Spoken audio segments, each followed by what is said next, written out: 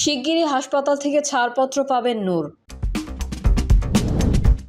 মির্জা আব্বাস ঢাবিতে প্রবেশ করেছেন কেন, এটাই বড় প্রশ্ন আবু বাকের। ঢাবিতে যেতে পারলে খুশি হতাম, বলছেন মির্জা আব্বাস। ভারত পাকিস্তানও একই ধরনের গণঅভ্যুত্থানের শঙ্কা বিএনপির। এবং সর্বশেষ জানাবো, নেপালে বাংলাদেশের স্পষ্ট প্রতিধ্বনি শোনা যাচ্ছে। এতক্ষণ শুনছিলেন সংবাদ শিরোনাম, এবারে বিস্তারিত। তবে তার আগে অনুরোধ থাকবে আমাদের চ্যানেলটি সাবস্ক্রাইব করে বেল আইকনটি ক্লিক করুন। ভারত পাকিস্তানও একই ধরনের গণঅভ্যুত্থানের শঙ্কা বিএনপির। ভারত পাকিস্তান ও নেপালের মতো গণঅভ্যুত্থান ঘটতে পারে বলে শঙ্কা প্রকাশ করেছেন বিএনপির একাধিক নেতা। দলটির নেতারা জানিয়েছেন, দক্ষিণ এশিয়ার রাজনৈতিক সংস্কৃতিতে এই ধরনের ঘটনা একেবারেই অপ্রত্যাশিত নয়। তাদের মতে, শ্রীলঙ্কা ও বাংলাদেশের অভিজ্ঞতার ধারাবাহিকতায় নেপালের তরুণদের বিদ্রোহ পুরো অঞ্চলের জন্য নতুন বার্তা বহন করছে। এমনকি ভারত বা পাকিস্তানেও একই ধরনের গণঅভ্যুত্থান ঘটলে অবাক হওয়ার কিছু থাকবে না। দলটির চেয়ারপারসনের উপদেষ্টা অ্যাডভোকেট সৈয়দ মোয়াজ্জেম হোসেন আলাল বলেন, নেপালের অভ্যুত্থানে নেতৃত্বদানকারী জেনজিরা বাংলাদেশ ও শ্রীলঙ্কার সফলতা থেকে অনুপ্রাণিত হয়েছেন। বাংলাদেশের তরুণরা এখন পরিবর্তনের আন্তর্জাতিক মডেল।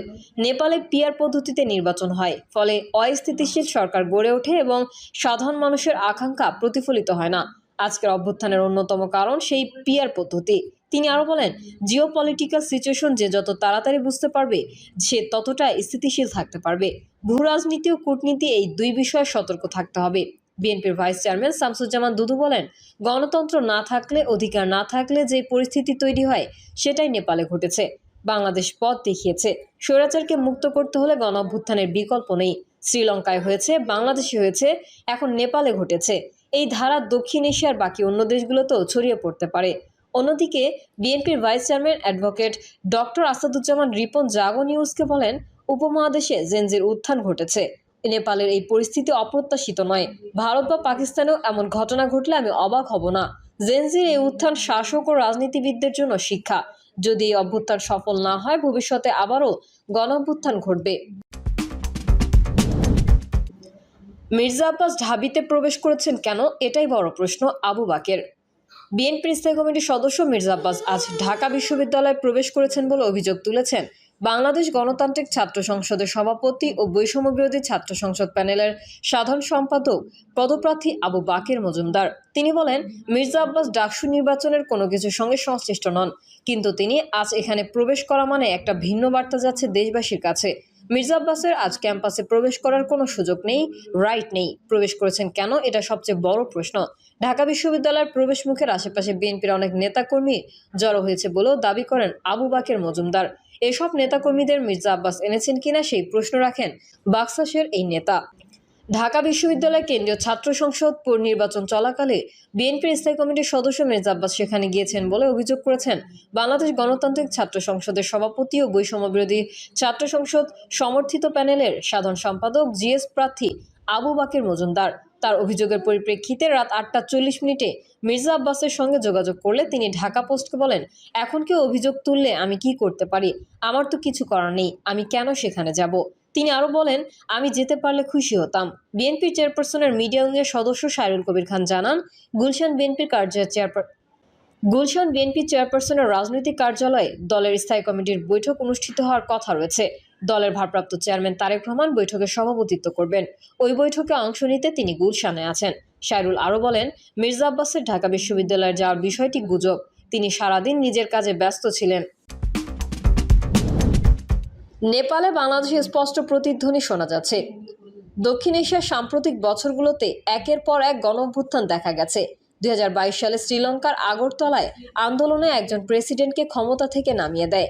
2024 সালে বাংলাদেশ ছাত্র জনতার আন্দোলন কয়েক দশকের কর্তৃত্ববাদী শাসনের অবসান ঘটায়। পাকিস্তান রাস্তায় সংঘর্ষ ও রাজনৈতিক অচলাবস্থার মধ্যে টলতে থাকে। আর এবার পালা নেপালের। হিমালয়ান প্রজাতন্ত্র নেপাল কয়েক দশকের মধ্যে সবচেয়ে ভয়াবহ অস্থিরতার মুখে পড়েছে। কাঠমান্ডু এবং অন্যান্য বড় শহরে ছড়িয়ে পড়েছে বলে প্রবল বিক্ষোভের ঝড়। এর নেতৃত্ব দিচ্ছে তরুণ প্রজন্ম, বিশেষত জেনারেশন জেড বা জেনজি। দুর্নীতি, ব্যর্থ শাসন এবং হঠাৎ করে ডিজিটাল স্বাধীনতার উপর হামলার মিশ্র এই আন্দোলনের জ্বালানি। সেখানে এই পর্যন্ত 19 জন নিহত হয়েছেন। আহত হয়েছেন শত শত মানুষ। সেনাবাহিনী এখন রাস্তায়। ধারণা করা হচ্ছে হতাহতের সংখ্যা আরও বাড়বে। শিক্ষার্থীরা ব্যারিকেড ভাঙছে, পুলিশের সঙ্গে সংঘর্ষে জড়াচ্ছে, এমনকি সংসদ ভবনের প্রাঙ্গণে প্রবেশ করছে। এসব দৃশ্য পুরো অঞ্চলকে নাড়া দিয়েছে। নেপাল নামের যে দেশটিকে বাইরে থেকে অনেকে শান্ত একটি পর্যটন স্বর্গ বলে ভাবেন, আজ সেই দেশ গণবিপ্লবের ময়দানে পরিণত হয়েছে। এই অস্থিরতা স্ফুলিঙ্গ ছিল সরকারের একটি হঠকারী সিদ্ধান্ত। সেই সিদ্ধান্তটি হলো 2 ডজনেরও বেশি সামাজিক যোগাযোগ মাধ্যম বন্ধ করে দেওয়া। ফেসবুক, ইনস্টাগ্রাম, হোয়াটসঅ্যাপ, ইউটিউব আর এক্স এক রাতেই বন্ধ করে দেওয়া হয়। কেবল টিকটক টিকেছিল, কারণ তারা সরকারের নিবন্ধন নীতি মেনে নিয়েছিল। সরকারের ব্যাখ্যা ছিল বিধি লঙ্ঘন, ঘৃণামূলক বক্তব্য ও অনলাইন অপব্যবহারের কারণে এগুলো বন্ধ করা হয়েছে। কিন্তু তরুণ নেপালিদের কাছে এটা ছিল স্রেফ সেন্সরশিপ। তারা এটিকে নিজেদের মত প্রকাশ, সংগঠন গড়ে তোলা এবং ডিজিটাল যুগে বেঁচে থাকার অধিকারের উপর আঘাত হিসেবে দেখেছেন। শুরুতে নির্দিষ্ট স্থানে সমাবেশ হলেও দ্রুত তা গণমিছিলের রূপ নেয়। এটি ছড়িয়ে পড়ে কাঠমান্ডু, পোখারা, বিরাটনগর ও ভরতপুরে। আন্দোলনকারীরা পুলিশের ব্যারিকেড ভেঙে দেন, সরকারি গাড়িতে আগুন ধরিয়ে দেন, এমনকি সংসদ ভবনও আক্রান্ত হয়। কঠোর দমননীতির মাধ্যমে রাষ্ট্র এসবের জবাব দিয়েছে। রাস্তায় গুলি ছোড়া হয়েছে, লাঠিপেটায় বহু মানুষ রক্তাক্ত হয়েছে। সরকারি বাহিনী ধরপাকড়ের পর হাসপাতালের শয্যা ফুরিয়ে গিয়েছিল, কারণ আহতদের ভিড় সামলানো যাচ্ছিল না। কারফিউ আর রাস্তা অবরোধে এখনো পাড়া মহল্লা বিচ্ছিন্ন হয়ে আছে। শহরের কেন্দ্রস্থলে সেনা নামানো হয়েছে, তবুও প্রতিবাদ থামেনি, বরং তা আরও বড় হয়েছে।